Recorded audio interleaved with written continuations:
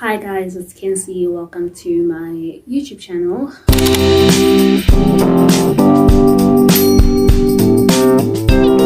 So it's actually taking a lot for me to do this because I'm not feeling my best at the moment. I put some makeup on and I feel much better.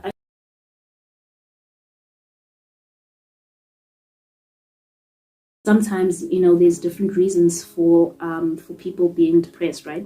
And so people will be like, well, if you're depressed, why don't you get out there and change things and go?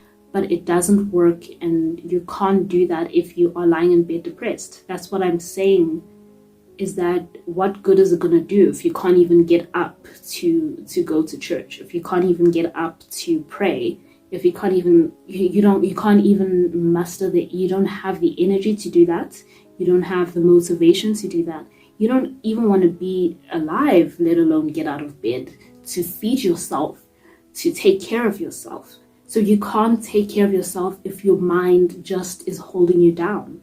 And this medication is created to help you get up and actually do the things that you need to do to improve your life. That's why people stop taking the meds after a while, because now the medication has helped them get the motivation and energy that they needed to change things in their life. That their circumstances have changed, they're happier anyway in general, and so they stop. But the thing is, when you stop taking them, all of the things that it was helping you with, like all the things that it took away, all those things come back and you're back to square one, because now you feel the same as you did before, which is what has been happening to me for the past few weeks.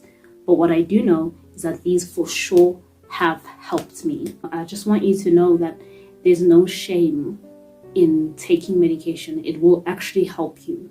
It actually make a difference. And I'm not saying it's a forever solution or whatever, but I'm saying it's a good decision to make for now. One step at a time. Oh my gosh, my headband is really hurting me. I think I'm gonna take it off.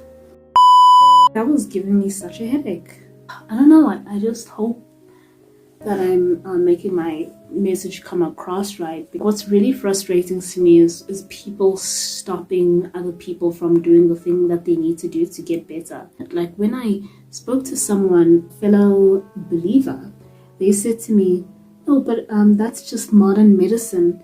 You can heal." Have the same outlook and the same mindset when you get diagnosed with a physical illness and you need to go to the hospital and you need medication and you need treatment. You can say the same thing. If you can't say the same thing for that, then don't say the same thing for people who have mental health issues. Allow people to actually go out there and get help. If you need help and you're being held back because of what people think or what people say, it doesn't mean that you don't have enough faith. It has nothing to do with you not having faith. It's not you having faith is not going to make it go away. It's an illness. It's a sickness. It's something that you're battling with. It's not something that you chose.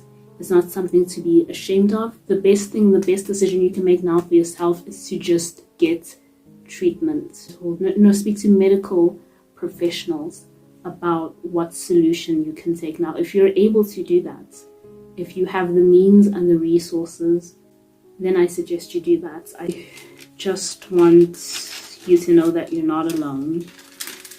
I'm looking at this scripture from Job. Job was a guy in the Bible who struggled with depression specifically. The first time I read Job, I was so shocked, because everything that this man was thinking, I was thinking the same thing. Job 10 verse 1 says, "I am tired of living." Job 9 verse 25, "My days race by, not one of them good." Verse 27 to 28, "If I smile and try to forget my pain, all my suffering comes to haunt me." Job 10 verse 18, "Why, God, did you let me be born? I should have died before anyone saw me. To go from the womb straight to the grave would have been as good as never existing. Isn't my life almost over?" The this is what I'm not laughing because it's funny, it's just how relatable it is. You're not alone in going through the struggle. There are people who understand, and I know that it's frustrating when people don't understand, but I do. I understand, and I'm here to say that it is okay to get help, professional help. It is not shameful. It doesn't mean that you're not a good enough Christian or your relationship with God is not good enough. You know, Jesus does bring you healing. Jesus does heal you, and he does bring peace. Like if you're struggling right now and you're having a panic attack or breakdown, whatever, you can get down on your knees and start to pray. And I promise you, he will give you peace. He will bring peace over you. He will heal you in that moment. But you still are sick. It's still going to come back. You know, I've had so many of those moments. I remember I was really stressed out because of work and everything, and I was having panic attacks really often, and it was making me physically sick. Like the anxiety would make me throw up. It would make me shake, like just really shake, and it would make me really dizzy. I had no appetite. I couldn't eat anything. It was really terrible. Well, one day I had to work, but I just got on my knees and I prayed and I said, Lord, please bring me healing, bring me peace, help me focus, you know, take this away. I was just overthinking, and I was getting tormented by my own thoughts. And I sat there and I prayed, and immediately I felt better, but I could feel the anxiety still trying to come back because I still haven't tackled the problem, you know. Although I'm praying and Jesus is helping me through that, the issue still remains. The issue still remains. Like if you're homeless and you don't have a house and you don't have any money, and you pray for the Lord to make the situation bearable, you might feel better and you're like, okay, you know, things are going to get better, and you start to feel hopeful, but the situation still remains. You're still homeless, you still have no money, you still don't have a house, you still, you know, the problem is still there. So you need to find solutions to actually tackle that problem. The Lord, he does provide. He does provide you with solutions, and he does help you. He will change things in your life. He will help you. You just need to have faith, and you need to believe. But when it comes to having just the sickness of the mind on its own, because some people, like I said, some people do struggle with depression because it's because, you know, of the environment that they're in. So if you take them out of that environment, they start to feel better. Some people have really bad circumstances, and then their circumstances change. You know, you receive blessings, and then you start to feel better. But in some cases, it just exists within you. Like you could get rich, you could, you know, get whatever you want.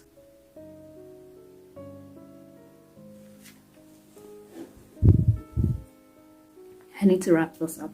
Anyway, like I was saying, you could get whatever it is that you want, the things that you think are going to make you feel better, your problems could be solved, but you still remain with that sadness because it's within you. People actually mistaken grief for depression. So grief is if you suffer a loss and you start to get the same symptoms that you get when you're depressed. So depression and grief have the same symptoms, right? The difference between those two is that with grief, you actually have a reason for feeling that way and being that way and suffering, you know.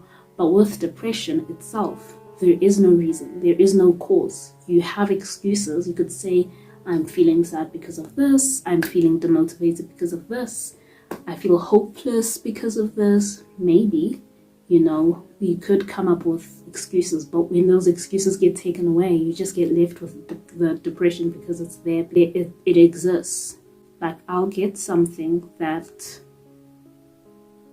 solution to my problem, or I'll get money, or, you know, I'll be in a relationship, whatever it is that I think is going to help me. I'll get more friends, whatever I think it is that will make me happier. it doesn't work. And I'm like, oh, I still have this. God does this again and again. He saves a person's life and gives them the joy of living. So he gave Job the joy of living. He gave him hope. He blessed him. He blessed the last half of his life more than he did his first. He was always a very blessed, wealthy man. Then he lost everything and he got depressed, but the Lord restored his riches. He restored his wealth, and he gave him happiness, hope, and the joy of living. In Matthew 6 verse 33, I think it is, it also says, like, do not worry about the food you need or the clothes you need or anything. The Lord knows you need all these things and he will provide them. You just focus on the kingdom of God and everything that comes with it, and all of those other things will be added to you. So like Job, you can have this you can have a better mindset and just trust in the Lord and believe in him and focus on having a relationship with him, and everything else will be added to you. And you can do so in a situation where you're suffering from depression, when you're suffering from anxiety. There is hope, and it makes it impossible for you to think this way. I know what it's like. If it's so impossible for you to think this way, there is a solution that actually helps the process quicken. Things will definitely get better. Just have hope and focus on getting things better, and actually accomplishing your goals. But if it's like just within you, kind of like you can't explain and you don't know how to get it out, there are medical solutions to the problem, and you don't have to suffer, and it doesn't mean that you don't have faith. So I'm done here for today. It's gotten so late. I think it's way past midnight now. I don't know how it got this late. I should get into bed. If you liked this video, please do give it a thumbs up, and if you would like to see more content like this, please do subscribe. If you have anything to say, comment down below. I've realized that I don't get that many views, but from the few people who watch my videos, I've noticed that they come from other countries. I live in South Africa, but if you would like to, please do comment down below and tell me where you're from. I would love to know. I will see you next time. Bye.